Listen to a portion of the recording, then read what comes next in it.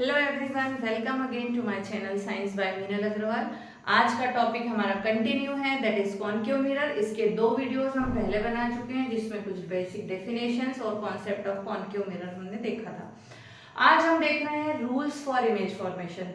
देखिए बच्चों, जो भी मिरर है, लेंस है, इसमें रूल्स क्लियर होना बहुत जरूरी है, टर्म्स क्लियर होना बहुत जरूरी है। हम सोचें डायरेक्ट हम न्यूमेरिकल कर लें तो वो पॉसिबल नहीं है। न्यूमेरिकल करने के लिए आपको जो बेसिक रूल्स हैं वो समझना पड़ेगा। तो आज का जो ये वीडियो है ये बहुत काम का, इसमें आपको रूल्स फॉर्मेशन, रूल्स क्लियर होंगे कि इमेज कहाँ पर बनेगी, जब ऑब्जेक्ट कहाँ पर होगा, बेसिक रूल्स होगा।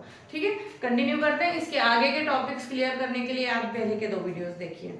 ओके, सो कॉनकेव मिरर क्या था, हमने बात की थी। कॉनकेव मिरर मतलब जिसकी बल्जिंग सरफेस पॉलिश्ड हो, जिसकी बल्जिंग सरफेस पॉलिश्ड हो और इनर कर्व्ड सरफेस रिफ्लेक्टिंग हो, दैट इज कॉनकेव मिरर। हमने कहा कि जिस स्फीयर से ये बना था उस स्फीयर का सेंटर कहलाता है सेंटर ऑफ कर्वेचर।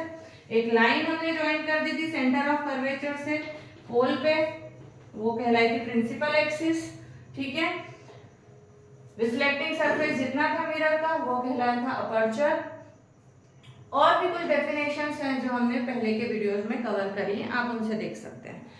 आज हम देख रहे हैं रूल्स ऑफ इमेज फॉर्मेशन। देखिए, जो लाइट रेस मिरर पे आती है, ठीक है, मिरर के ऊपर जो लाइट रे आ रही है, इंसिडेंट हो रही है, उसे कहते हैं इंसिडेंट रे। और जब मिरर से टकरा के वो लाइट वापस जा रही है तो वो कहलाती है reflected ray. So rule one है कि यदि इंसिडेंट रे डायरेक्ट पोल पर आएगी, इंसिडेंट रे कहाँ आएगी, डायरेक्ट पोल पर, ठीक है। सो जितने एंगल से वो इंसिडेंट हुई थी, सपोज ये 30 डिग्री से आई है, सो 30 डिग्री से ही पोल से वापस रिफ्लेक्ट हो जाएगी।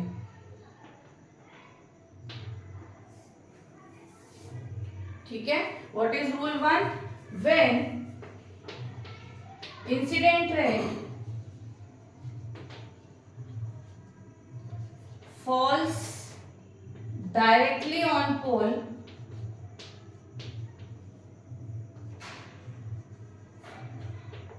it reflects with same angle. This is rule one. यदि इंसिडेंट रे डायरेक्ट पोल पर आ रही है तो जितने एंगल से इंसिडेंट हुई थी, सपोज 40 से हुई तो 40 से रिफ्लेक्ट हो जाएगी, 45 से हुई तो 45 से रिफ्लेक्ट हो जाएगी। This is rule one, got it. Now the second one,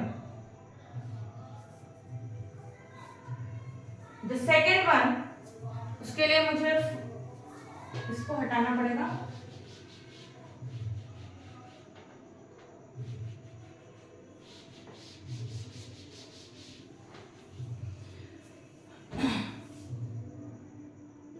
second rule है, इंसिडेंट रे जो सीधे सेंटर ऑफ कर्वेचर से जा रही है। सेकेंड रूल क्या बोला है कि यदि इंसिडेंट रे सीधे सेंटर ऑफ कर्वेचर से जा रही है, सो वो उसी लाइन में वापस रिफ्लेक्ट हो जाएगी, जिस पाथ से आ रही थी उसी पाथ से रिफ्लेक्ट हो जाएगी। देखिए, इंसिडेंट रे आने वाला एरो और रिफ्लेक्टेड रे के जाने वाला एरो एक ही लाइन ऑफ रे पे बनाया है, ठीक है। सो यदि incident ray direct centre of curvature से जा रही है तो टकराने के बाद, रिफ्लेक्शन के बाद वापस सेंटर ऑफ कर्वेचर से ही लौट जाएगी।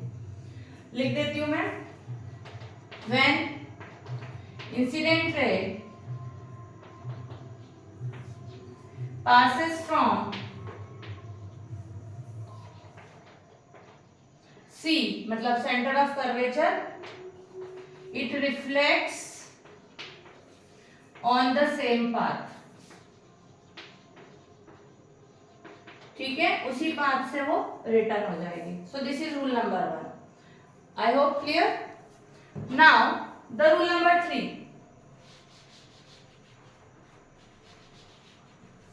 यहां पर हम फोकस बना रहे हैं, that is half of center of curvature, distance of this is radius of curvature, इसका हाफ फोकस होता है, फोकल लेंथ होता है।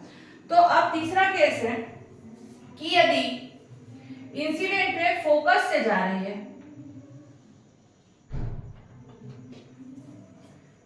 कहां से पास हुई इंसिडेंट रे? फोकस से। So what is the third rule? If incident ray passes directly from focus, ठीक है, तो ये आफ्टर रिफ्लेक्शन इंसिडेंट रे जो थी आपकी वो पैरेलल हो जाएगी प्रिंसिपल एक्सिस के।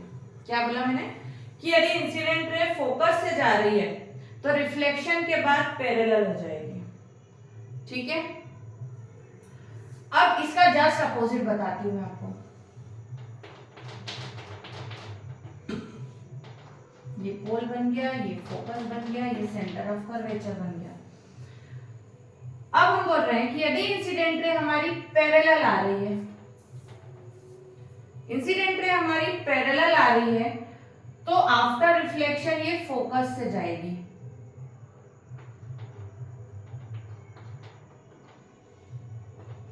Just opposite of this case, हमने कहा यदि इंसिडेंट रे फोकस से आ रही है तो रिफ्लेक्शन के बाद पैरेलल हो जाएगी।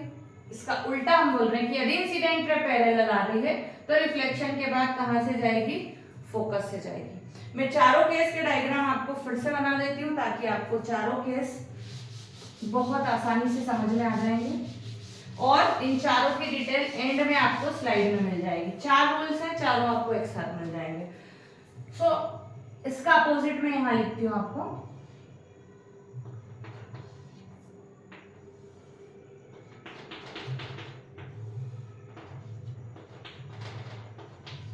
यदि इंसिडेंट रे फोकस से जा रही है तो रिफ्लेक्शन के बाद पैरेलल हो गई। यदि इंसिडेंट रे पैरेलल आ रही है तो रिफ्लेक्शन के बाद फोकस से जाएगी, ठीक है।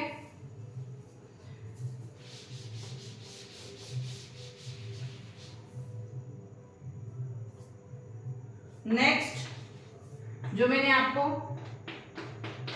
सेकेंड नंबर पे बताया था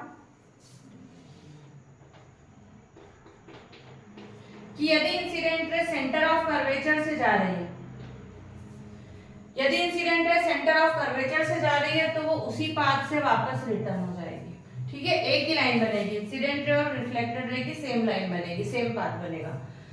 चौथा केस मैंने आपको बताया था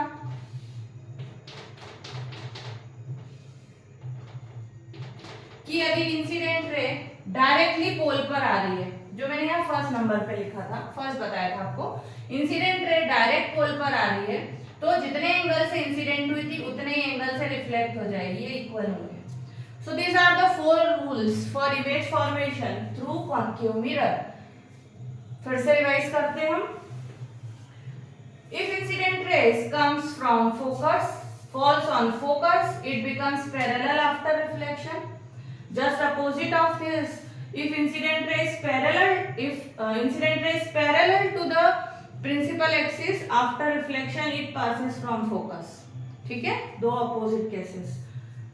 This one, if incident ray falls from center of curvature, कहाँ से जा रही है, कहाँ पे पड़ रही है, center of curvature पे डायरेक्ट, तो आफ्टर रिफ्लेक्शन भी वो उसी पाथ से वापस लौटेगी।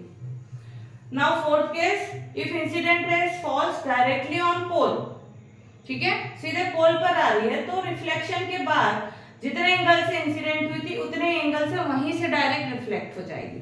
सो these are the 4 rules of image formation जो कि हमें मदद करेंगे आगे इमेज पढ़ने के लिए, न्यूमेरिकल सॉल्व करने के लिए। So thank you for watching. इसके 2 वीडियो पहले भी हैं, उन्हें देखेंगे तो पहले की कनेक्टिविटी आपको मिल जाएगी, और इसके आगे के वीडियो आएंगे जिसमें हम आगे के टॉपिक्स कवर करेंगे, जिसमें हम 6 केसेस पढ़ेंगे जहां पर ऑब्जेक्ट अलग अलग जगह पर रखने पर इमेज फॉर्मेशन कैसे होगी, क्या नेचर होगा and all the things. So thank you for watching, और कुछ आपके डाउट्स हैं तो आप कमेंट्स करके पूछ सकते हैं। Thank you very much.